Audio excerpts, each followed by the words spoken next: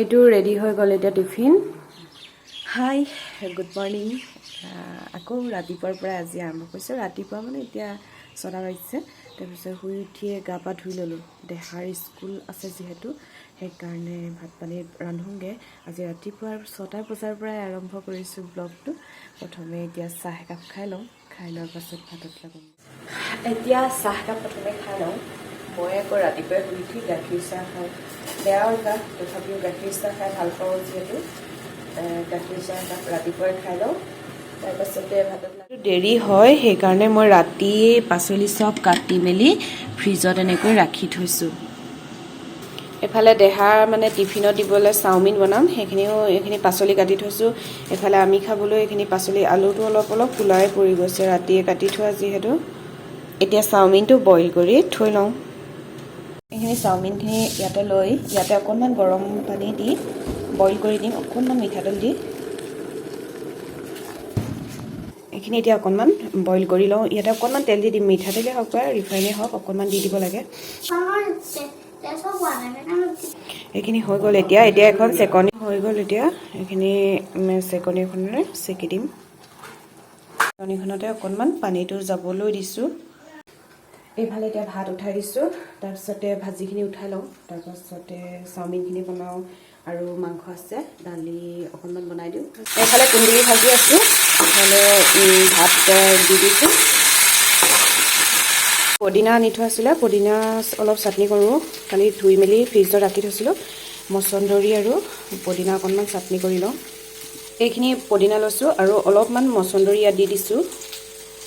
পদিনা মচন্দৰী, 2টা জলকীয়া দিছোঁ। অকণমান দেহায়ো জ্বলা খায় যিহেতু, সেইকাৰণে 2টা জলকীয়া, নহৰু অকণমান আৰু জলকীয়া দি দিছোঁ এইখিনি। এতিয়া ৰান্ধোঁ চাওমিনখিনি। প্ৰথমে অকণমান পেনখন গৰম কৰি লওঁ। প্ৰথমে পেনটো গৰম কৰি লওঁ, তাৰপাছতে অকণমান তেল দিম। ইমানখিনি অকণমান এই চামুচখনেৰে প্ৰায় আধা চামুচতকৈও কম তেল মই লৈ লৈছোঁ।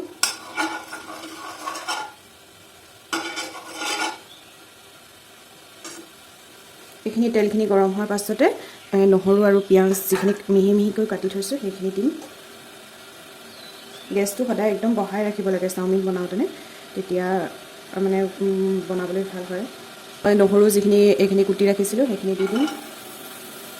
তাৰপাছতে পিঁয়াজখিনি দি দিম আৰু খুব লৰাই থাকিব লাগিব।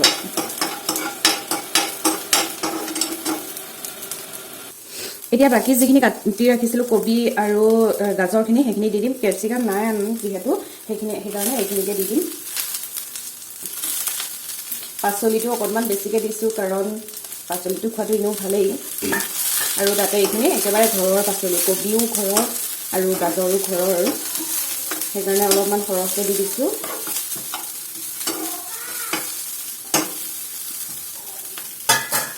এতিয়া এইখিনি ভাজি থাকিম। গেছটো সদায় বঢ়াই ৰাখিব লাগে আৰু সামান্য পৰিমাণে নিমখ দিছোঁ। মানে যিহেতু টমেট' চচ এইবিলাকত নিমখটো থাকেই, সেইকাৰণে অকণমান সামান্য পৰিমাণে নিমখ দি দিছোঁ। বেছি দিব নালাগে নিমখটো।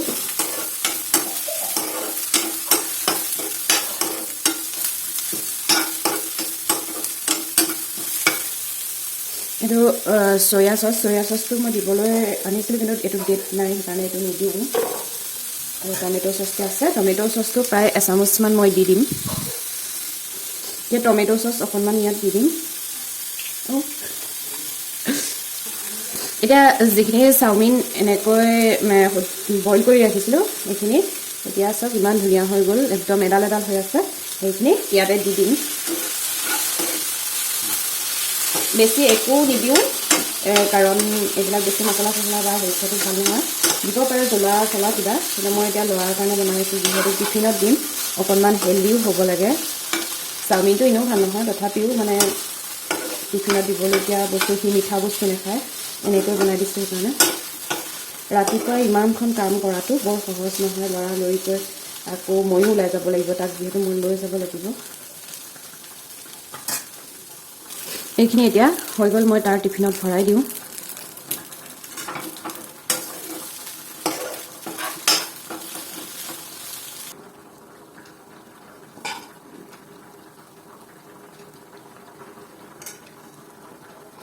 এইটো ৰেডি হৈ গ'ল এতিয়া টিফিন মাংস মানে লোকেল মুৰ্গী আছিলে তাকে অকণমান জালুকীয়া দি পেলাই জোল বনাই দিছোঁ পদিনাত অকণমান টেঙা যিহেতু লাগে সেইটো কাৰণে বেলেগ টেঙা নাইকিয়া নেমুখিনি এনেকৈ বাকলিটো গুচাই অকণমান দি দিওঁ এনেকৈয়ে মানে টুকুৰা টুকুৰ কৰি এনেকৈ ইয়াত দি দিম হাই কোৱা আকৌ চুলি ষ্টাইল বেলেগ কোৱা চুলি ষ্টাইল মোজা পিন্ধা ল পটাপট ৰেডি হোৱা যোৱা ভাত পানী বনাই চবকে দি থৈ আহিলোঁ খাবলৈ তাৰপিছত মই ৰেডি হৈ আছোঁ তাকটো লৈ যাব লাগিব দেহাক সেইকাৰণে জল্দি জল্দি ৰেডি হৈ লওঁ প্ৰথমে ওলাই ল'লোঁ তাৰপিছত এতিয়া ভাত অকণ খাই লওঁ জল্দি জল্দিকৈ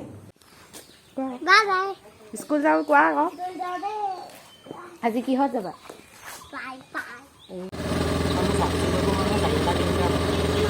চাইকিনা কাপোৰ পেণ্ট দুটা চব পিন্ধিয়ে থাকিব পাৰিবা ভালে হৈছে বাৰু অকণ ডাঙৰ ডাঙৰ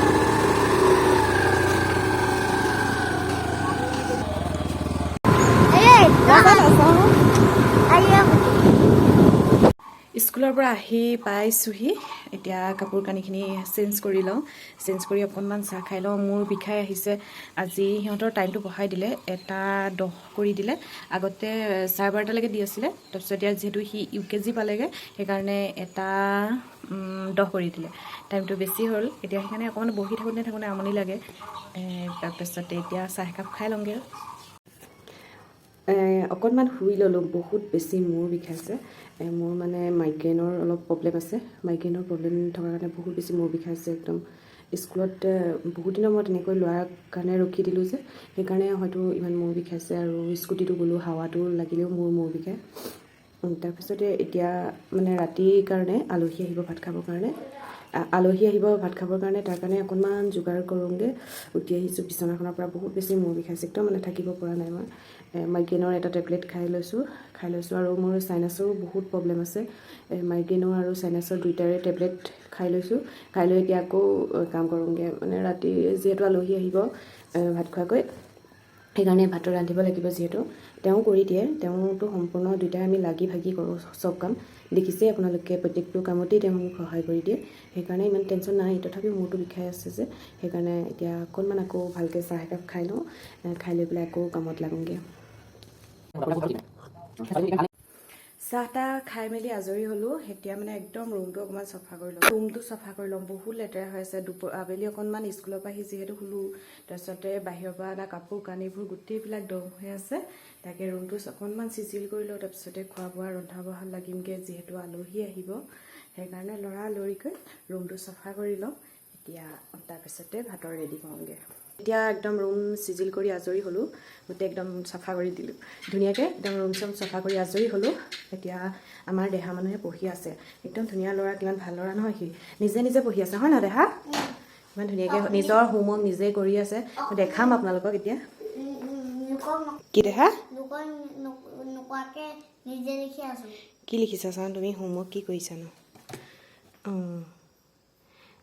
এইখিনি আমাৰ দেহাই হোমৱৰ্ক কৰি আছে এইখিনি তাৰ আখৰখিনি কেনেকুৱা হৈছে আপোনালোকে ক'ব দেই কমেণ্ট কৰিব আমাৰ সোণৰ আখৰখিনি কেনেকুৱা হৈছে জনাব এইখিনি তাৰ আখৰখিনি এতিয়া তুমি গুড বয় নিচিনাকৈ পঢ়ি থাকা মই ভাতত লাগোঁগৈ দেই আজি মোৰ ভাল ফ্ৰেণ্ড আহিব কোন আহিব হৰ্ষিতা হয় নি ঠিক আছে তুমি এতিয়া পঢ়া মই ভাত ৰান্ধোগৈ দেই বাই বাই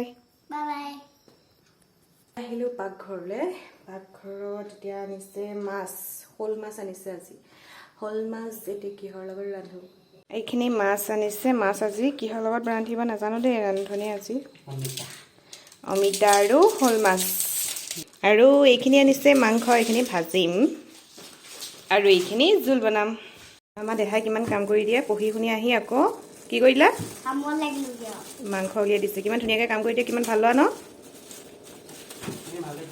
এইখিনি এতিয়া নিমখ দি ৰাখি থ'ম তাৰপিছতে এইখিনি ধুনীয়াকৈ ভাজিম এইফালে মাংস হৈ গ'ল মাংস ভাজি আৰু এইফালে মাছৰ জোলো হৈ গ'ল এতিয়া বাকীখিনি কৰোঁ মাংস হৈ গ'ল তাৰপিছতে মাছৰ জোলো প্ৰায় হৈছেই মাংস বনালে তেওঁ বনালে মাছৰ জোল তাৰপিছতে দালি বনালোঁ তাৰপাছত আৰু পাপৰ এনেকৈ ভাজি দিম চাটনি আছে পুদিনাৰ চাটনি অথনি বনোৱা অলপমান আছেই সেইখিনিয়ে হৈ যাব তাৰপিছত আৰু বেলেগ একো নবনাওঁ আৰু আজি ব্লগটো ইমানতে সামৰি দিওঁ বুলি ভাবিছোঁ যিহেতু আলহী আহি পাবহিয়ে আকৌ আলহী ভাত পানী খুৱাই মেলি বহুতখিনি দেৰি হৈ যাব ৰাতি শোৱালৈ সেইকাৰণে আজি ইমানতে ব্লগটো সামৰি দিওঁ আকৌ এটা নতুন ব্লগ লৈ আপোনালোকৰ মাজলৈ আহিম সকলোকে ধন্যবাদ জনাইছোঁ আৰু শুভ ৰাত্ৰি